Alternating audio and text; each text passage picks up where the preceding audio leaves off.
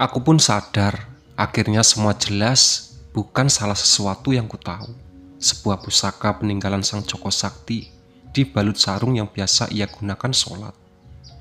Tepat ketika aku berbalik dari hadapanku, persis di balik tubuhku, tempatku berdiri. Yang Joko Sakti maksud memang benar. Bendo dan sarungnya memang harus dibawa pergi, menjauh dari sini. Berarti yang harus dibakar adalah pohon bambu di sepanjang tepi sungai ini. Semua bambu rimbun di sepanjang sungai ini. Suara desaran air hujan berserta angin kencang berhembus melewati bambu. Tak mungkin aku membakarnya sekarang, hal yang mustahil dalam hujan menyalakan sumber api. Kini aku harus pergi, berlari ke belakangku, ingin mengambil bendo dan sarung yang telah diperlihatkan oleh Joko Sakti. Nying, denging di kepala, baru aku menyentuh sarung dan bendo. Aku terbuka, mataku terbuka menatap langit-langit yang kukenal. Kini aku mencoba berada di rumah Pak Ustadz. Aku hanya mendengar suara Rahman mencoba memanggil namaku berkali-kali. Matanya tampak tak karuan, ia menangis dengan deras. Nampak dari derita yang ia rasakan, aku terbangun terduduk di kursi teras. "Kamu selamat, Mas Ren?" ujar Rahmat. "Mas Randy selamat," ujar Rahman. "Maksudmu?" tanyaku. "Mereka semua gak ada yang selamat, Mas. Aku menemukan kalian berdua di jalan. Kondisi Anto pun sama dengan Lek John dan Intan," ujar Anto menangis kencang, tak tahu berbuat apa. Ia sering mengucap maaf dari mulutnya. Aku yang tak paham dengan ucapan Rahman pun masuk ke dalam rumah dan melihat semua orang yang kukenal. "Lek John," ujarku. "Intan," ujarku. "Anto," ujarku. Mereka bersimbah darah di sekujur tubuhnya. Semua adalah orang yang dekat denganku. Orang yang aku sayangi, orang yang sangat berpengaruh dalam hidupku pun bergeletak. Aku tak tega melihat Lek John, Intan, dan Anto yang mulai berbaring di atas sofa kursi di ruang tamu. Mulut mereka terus mengeluarkan darah, sementara Anto memiliki luka sayatan yang banyak di sekujur tubuh yang mengeluarkan darah, berharap mereka baik-baik saja. "Mereka kenapa, Man?" "Siluman darah mencoba mengambil nyawa mereka," ujar Farhat. Rahman pun menceritakan keadaan sedari kemarin malam sangat parah, sementara aku terus merancau, tak jelas mengigau kata Rahman. Saat pagi hari aku dipindah Rahman ke kursi di teras dan membuatku terbangun. Badanku sangat sehat hari ini, namun kesehatan mental dan pikiranku memang lebih baik daripada hari sebelumnya.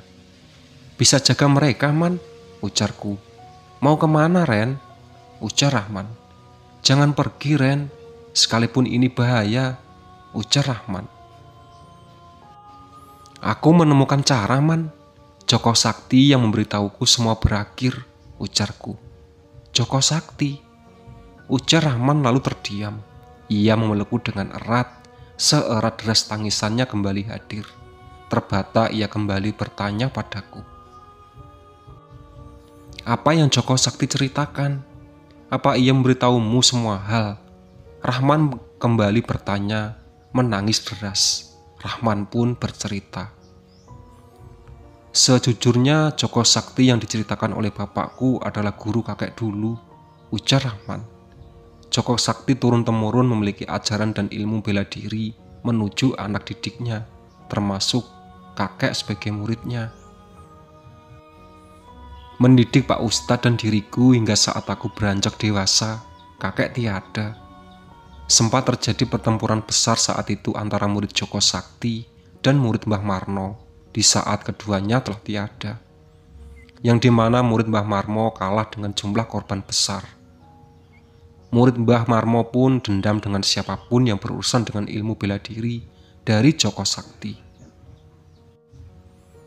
Anak murid Mbah Marmo pun turun-temurun menjagal satu persatu murid dari Joko Sakti secara beringas dan biadab.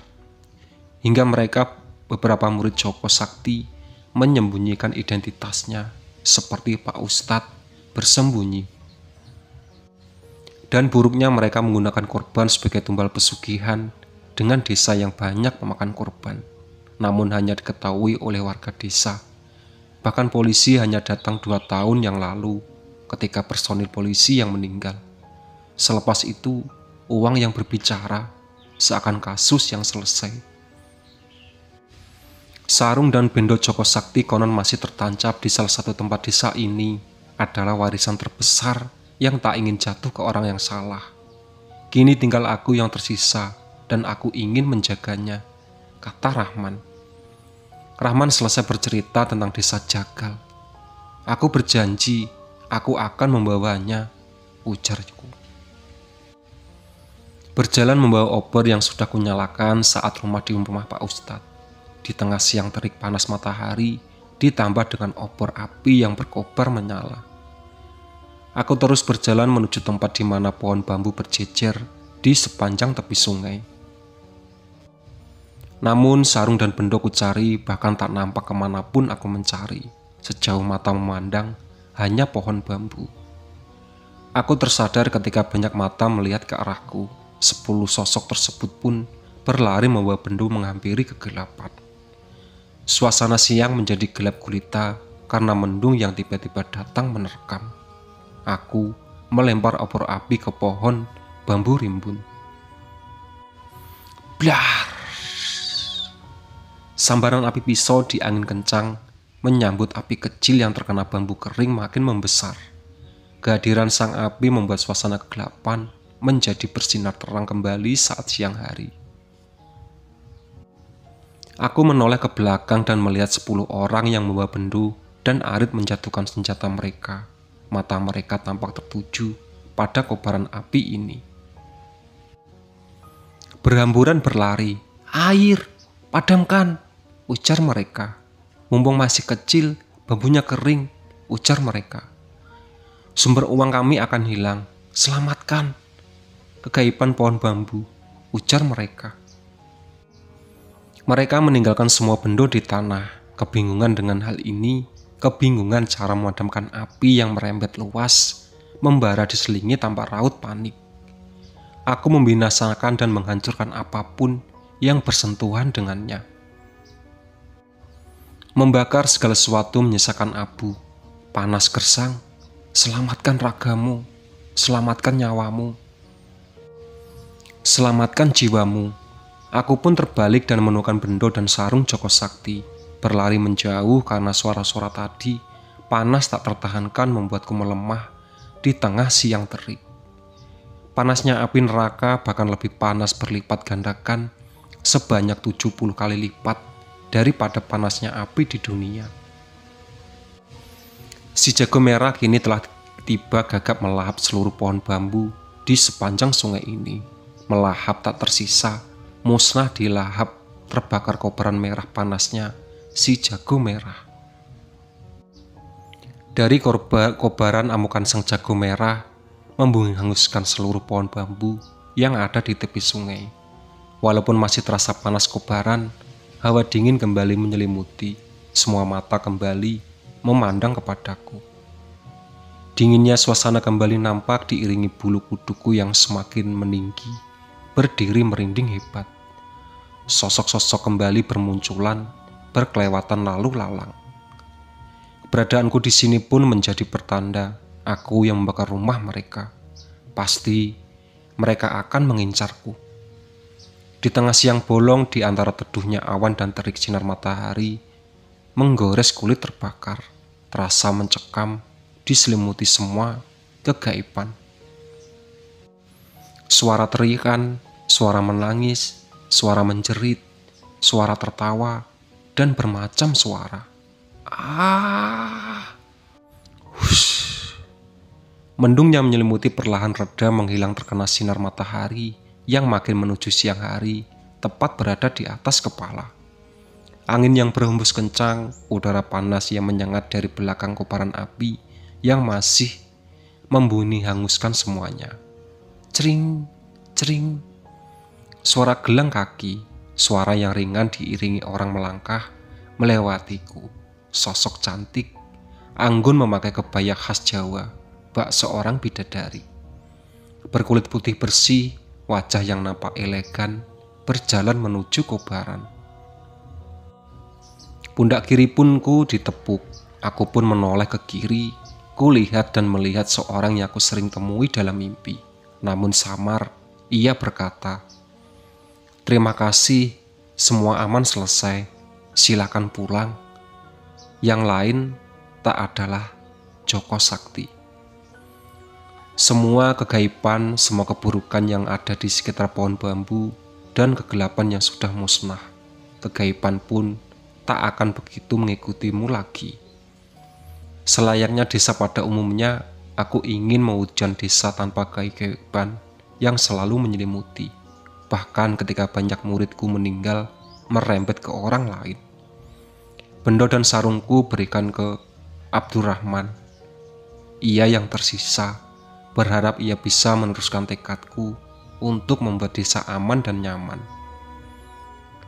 Aku berdua pun ingin hidup tenang.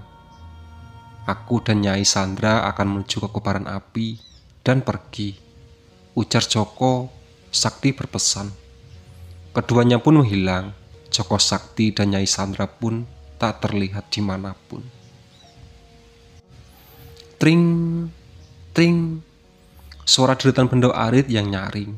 10 orang berbaju hitam dengan wajah merah, mata merah menyala menaruh dendam dan amarah besar kepadaku. Mereka berteriak, "Mati, mati." 3 teriakan dari orang berbaju hitam yang berada di belakangku. Mereka pun mengejarku dengan kencang. Aku pun berlari menjauh dari mereka menuju ladang dan jalan desa menuju rumah Pak Ustadz. Di tengah kekuatan yang tersisa, lebihku berlari menjauh. Tak mungkin menghadapi mereka sendiri. Aku terus berlari di sepanjang ladang, di sepanjang jalan. Menuju rumah Pak Ustadz, berharap Rahman di sana.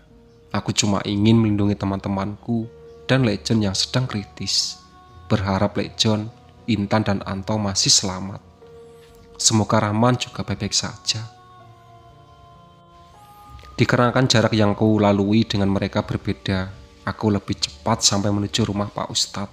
Dan aku tak menyangka ada di sana adalah Legend, Intan dan Anto. Bruk! Aku terjatuh tepat di halaman rumah. "Ayo naik, kita pulang," ujar Intan. "Ayo cepet Ren," ujar Anto. "Nanti aku ceritakan," ujar Legend. Aku pun naik ke bak belakang pick up, melihat keadaan mereka baik-baik saja. Mereka bercerita mengalami mimpi buruk, namun kobaran api menyadarkan mereka, sehingga mereka bisa bangun dari tidurnya, karena ketika mereka bangun, tak ada siapapun di rumah. Bahkan mereka mencari Pak Ustadz. Rahmat pun menyuruh Legend, Intan dan Anton untuk menungguku, lalu pulang. Pak Ustadz meninggal, kataku. Legend dan Intan pun merasakan sedih di wajah mereka. Legend dan Intan yang dibawa bertiga ke rumah Pak Lurah pun disekap di ruangan yang sama. Pada tepat hari itu Pak Ustadz dilepaskan, namun tak kembali. Tak menyangka Pak Ustadz telah meninggal. "Ayo pergi Ren," ujarku. "Rahman menyuruh kita menunggumu," ujar Intan. "Urusan sudah selesai," ujarku. "Kita tak bisa melawan mereka bersepuluh," ujar Legend. "Kondisiku sedang tidak baik-baik saja," ujar Anto. Aku pun menuruti perintah mereka untuk naik ke mobil dan pergi. Dari kejauhan 10 orang pun nampak berlari berdarah-darah membawa bendo. Legend pun menyalakan mobil. Intan duduk di samping Legend, Anto duduk di belakang bak pick up bersama denganku. Aku berpegangan erat pada besi pegangan di pick up. Mobil pun melaju kencang. Brum, brum. Mobil pun melaju cepat, sementara puluhan warga mengejar dengan kencang. Bak berlari dengan angin mereka mengimbangi laju mobil. Mereka berdarah dari senjata mereka bergesekan ketika berlari beramai-ramai. Tampak dari atas mobil pick-up, mereka tetap berlari dengan amarah dendam. Mereka terus mengejar, berlari mengejar tanpa henti. Tepat di pertigaan jalan raya ada becak yang masuk ke dalam desa. Silet sosok tersebut sangat kukenal. "Abdurrahman?" seruku. Ia tersenyum. "Pulang saja, Ren. Kembali ke kota." Ia tersenyum sembari turun dari becak dan mengeluarkan bendo arit yang tajam. Aku pun turun dari mobil dan memberikan benda yang Rahmat yang kumaksud tadi, bendo dan sarungnya, kepada Rahman. "Terima kasih. Aku akan membalas suatu saat nanti. Jasamu tetap ku kenang," ujar Rahman. Mereka yang berbaju hitam semua tampak menaruh dendam dan amarah yang sangat besar. Nampak dari matanya memerah, semerah darah tak gentar, seakan maut. Awalan mereka tak takut kematian.